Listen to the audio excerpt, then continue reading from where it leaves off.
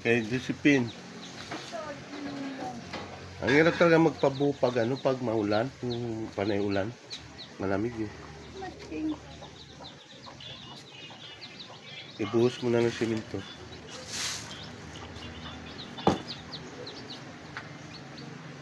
Hindi ang turuan niya.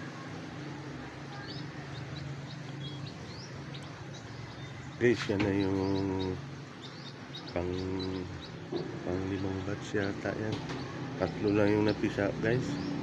Hirap talaga magpapisa pag ano, pag panay ulan. Sunod-sunod yung bagyo, diba? Talagang hirap.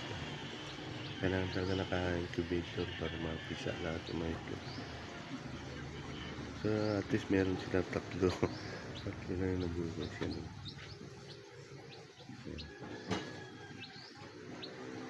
Kaya na rin kaysa sa wala.